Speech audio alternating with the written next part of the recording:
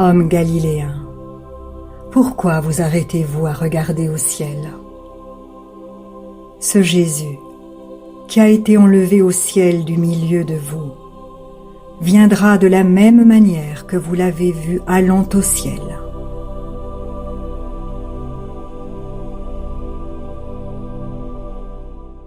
Car le Seigneur lui-même a un signal donné à la voix d'un archange et au son de la trompette de Dieu descendra du ciel.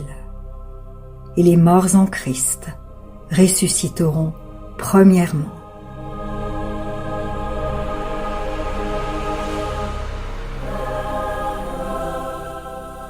Ensuite, nous les vivants, qui serons restés, nous serons tous ensemble enlevés avec eux sur des nuées, à la rencontre du Seigneur dans les airs. Et ainsi, nous serons toujours avec le Seigneur.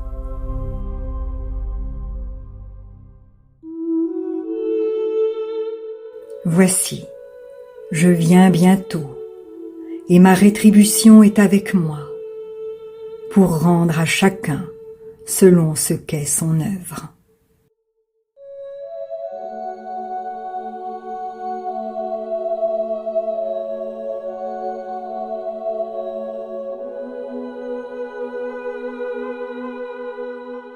Voici, il vient avec les nuées, et tout œil le verra, même ceux qui l'ont percé. Et toutes les tribus de la terre se lamenteront à cause de lui. Oui, Amen.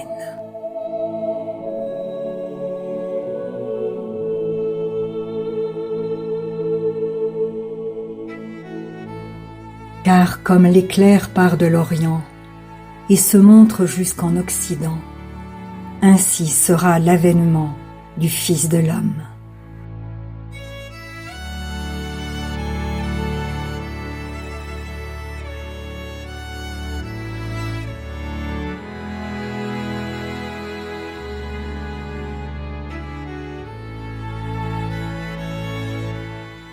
Puis je vis le ciel ouvert, et voici parut un cheval blanc. Celui qui le montait s'appelle Fidèle et Véritable, et il juge et combat avec justice.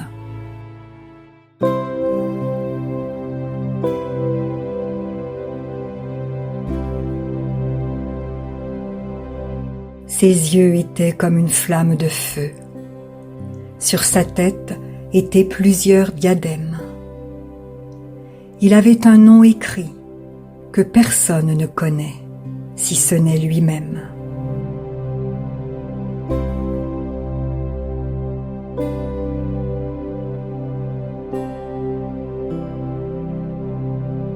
Et il était revêtu d'un vêtement teint de sang.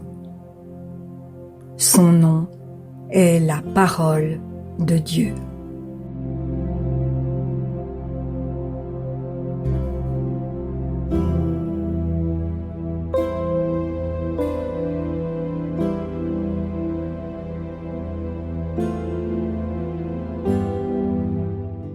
Mais chacun en son rang, Christ comme prémisse, puis ceux qui appartiennent à Christ lors de son avènement. Ensuite viendra la fin, quand il remettra le royaume à celui qui est Dieu et Père, après avoir réduit à néant tout empire, toute autorité et toute puissance.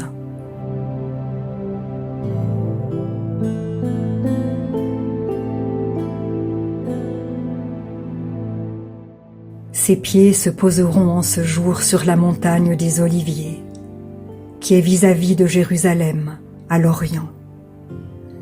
Et la montagne des Oliviers se fendra par le milieu, à l'Orient et à l'Occident. Et il se formera une très grande vallée. Une moitié de la montagne reculera vers le nord, et une moitié vers le midi.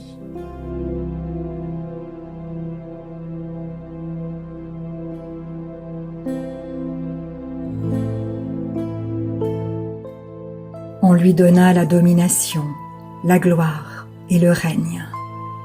Et tous les peuples, les nations et les hommes de toutes langues le servirent.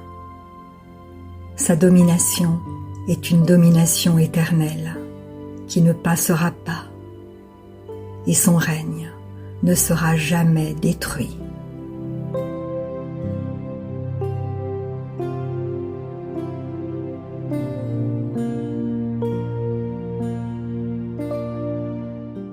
Car il est de la justice de Dieu de rendre l'affliction à ceux qui vous affligent et de vous donner, à vous qui êtes affligés, du repos avec nous, lorsque le Seigneur Jésus apparaîtra du ciel, avec les anges de sa puissance, au milieu d'une flamme de feu, pour punir ceux qui ne connaissent pas Dieu et ceux qui n'obéissent pas à l'Évangile de notre Seigneur Jésus.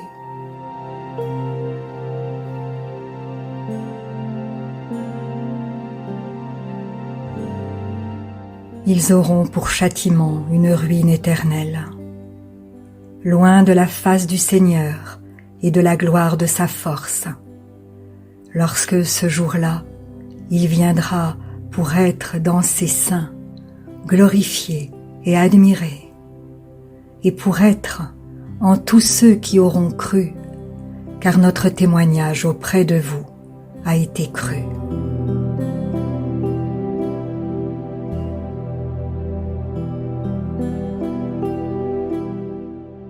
Car le Fils de l'homme doit venir dans la gloire de son Père, avec ses anges, et alors il rendra à chacun selon ses œuvres.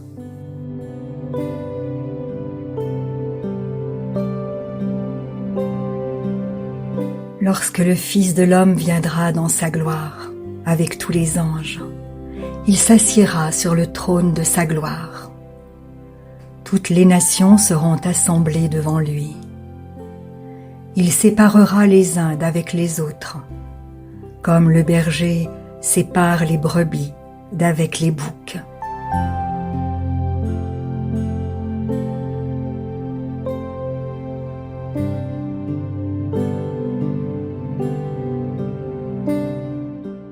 Car comme l'éclair brille et resplendit d'un bout du ciel à l'autre, ainsi sera le Fils de l'homme en son jour.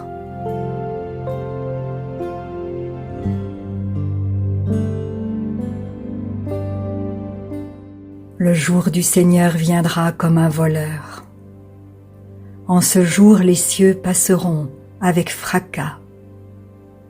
Les éléments embrasés se dissoudront, et la terre, avec les œuvres qu'elle renferme, sera consumée.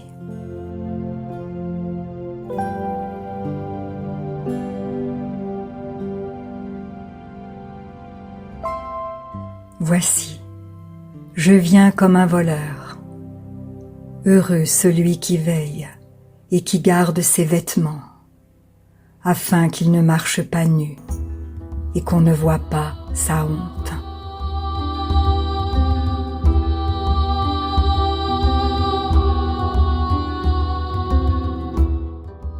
Et je vis des trônes, et à ceux qui s'y assirent fut donné le pouvoir de juger.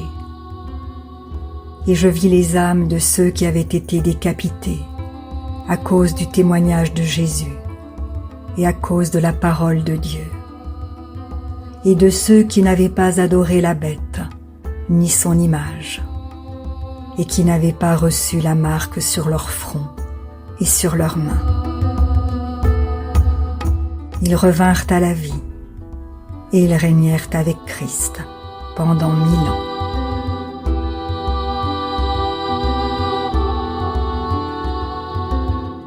C'est aussi pour eux qu'Enoch, le 7e depuis Adam, a prophétisé en ces termes. Voici, le Seigneur est venu avec ses saintes myriades.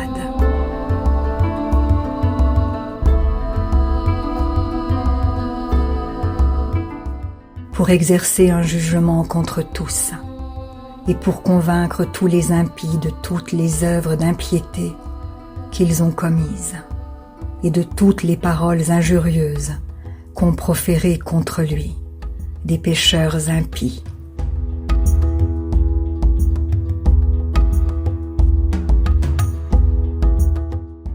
Celui qui atteste ces choses dit « Oui, je viens bientôt. » Amen. Viens, Seigneur Jésus.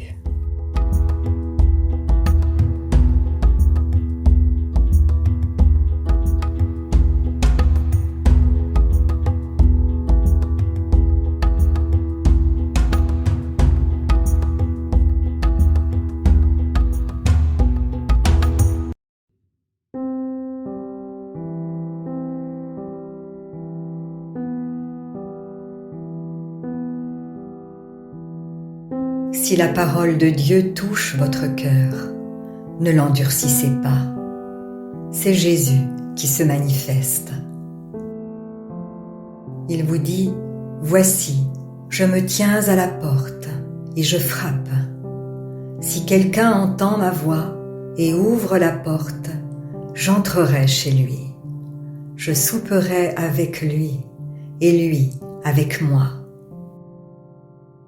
Alors, si vous n'avez pas encore fait de Jésus votre Sauveur et votre Seigneur personnel, vous pouvez maintenant le faire. Déclarez à haute voix et d'un cœur sincère « Père, je te remercie parce que tu as envoyé Jésus-Christ mourir sur la croix pour mes péchés. Et tu l'as ressuscité des morts. Je désire, du plus profond de mon cœur, recevoir ce pardon et être racheté par le sang de Jésus. Je t'accueille maintenant, Jésus, comme mon Seigneur et mon Sauveur. Je renonce désormais au péché et je veux te suivre tous les jours de ma vie. Au nom de Jésus. Amen. Si vous avez fait cette prière, dites-le nous simplement dans les commentaires. Nous prierons pour vous et nous nous réjouirons avec le ciel tout entier. Car Jésus a dit « Sachez qu'il y a plus de joie dans le ciel pour un seul pécheur qui se repent que pour 99 justes qui n'ont pas besoin de repentance. » Puis continuez de vous fortifier et de vous purifier par la parole de Dieu. La foi vient, mais elle ne vient que d'une seule source, de ce qu'on entend de la parole de Christ. Demandez à l'Esprit Saint de vous guider et de vous éclairer dans sa connaissance. Il vous conduira dans toute la vérité. Il vous équipera pour toutes les circonstances de votre vie. Vous verrez que peu à peu, il vous révélera ce que ne peuvent comprendre ceux qui ne vont pas dans la parole. Car l'homme naturel n'accepte pas ce qui vient de l'Esprit de Dieu. C'est une folie pour lui.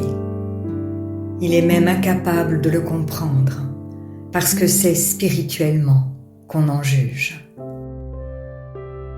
Et maintenant, ne restez pas seul. Trouvez une église qui se nourrit de la parole et y est fidèle. Soyez vigilants dans les enseignements que vous écoutez, car plusieurs faux prophètes s'élèveront et ils séduiront beaucoup de gens. Et en toute chose, faites une confiance absolue au Seigneur. Vous êtes richement bénis.